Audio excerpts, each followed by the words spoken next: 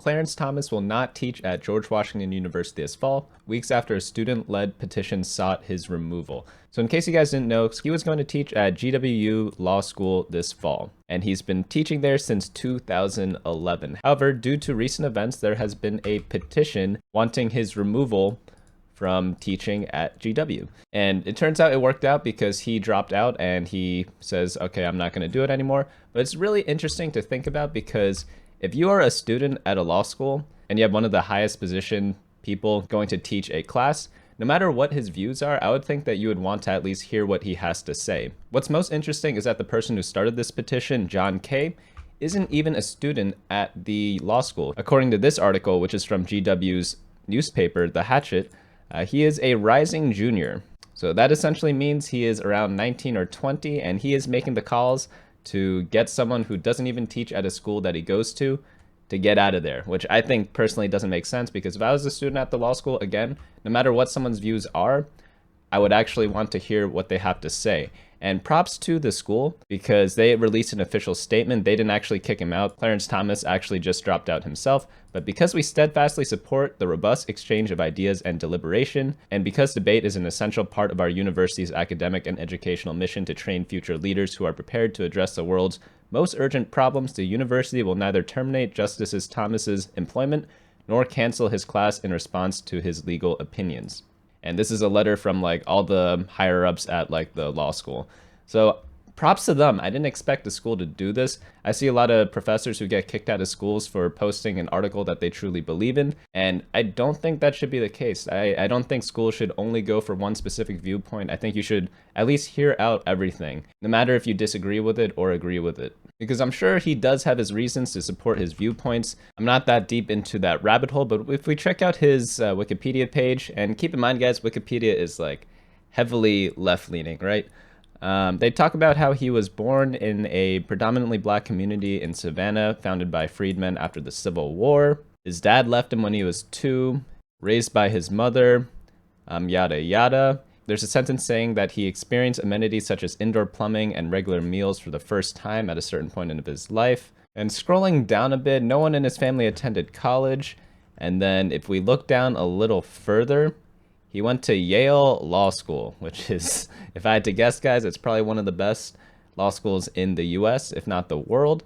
And he got a JD there, graduating in the middle of his class. I'm not sure why that detail is important, but normally when you say someone went somewhere, you either say the top of the class or you don't say anything at all.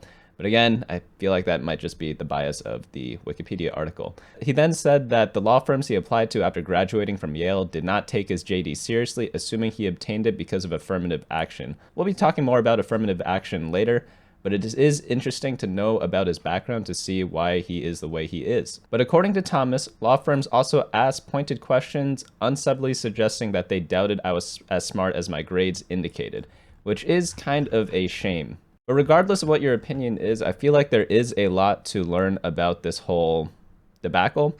And especially since we live in a time where people are so politically charged, I feel like we should just take a step back a bit, find out what people are actually about before we go ahead and like cancel people. Even if we do disagree with them, like maybe you want to hear other viewpoints as well before coming to a final conclusion. One of the most ironic things I find about this is that people have such strong opinions on legal events, but they always tell us to trust the experts. And last I checked, a very small percentage of the population are lawyers. So if you're not a lawyer, I feel like you should take the angle of just learning everyone's point of view and finding out why they are going a certain way. Because the US legal system is one of the weirdest things ever. And I just want to end on a final note, which is probably one of the most ironic parts. It's actually at the top of this article. And after Clarence Thomas let everyone know that he was leaving, Gregory Maggs, a judge on the US Court of Appeals for the Armed Forces, who has been co-teaching constitutional law seminar with Thomas since 2011, said that, like, unfortunately, blah, blah, blah, he can't come.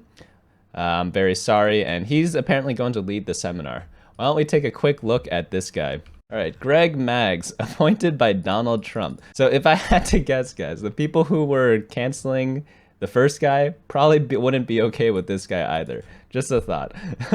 But yeah, that's probably one of the most ironic things I saw because like it's people of very similar opinions still teaching that same course. So it really didn't change anything at all, did it? Again, I don't really have that strong of an opinion on abortion, which is what this guy mainly is about right now, because like I feel like it's more of a philosophical question. So I'm not really too sure how to think about it. It's okay to like not have a strong opinion on something, by the way, too. Apparently that's not allowed nowadays. You have to be one for the other and you must choose right now. But I'm kind of in like a neutral zone, I'd say. I'll explain more about what I mean on that later. But I just thought this was interesting. Students who don't even get taught by this person are able to bully him out of teaching at the university. And he is like one of the highest positions that people going to that school could seek to be. If you guys want to hear about a less controversial topic, check out my video where I think schools should be teaching people what median net worth actually means.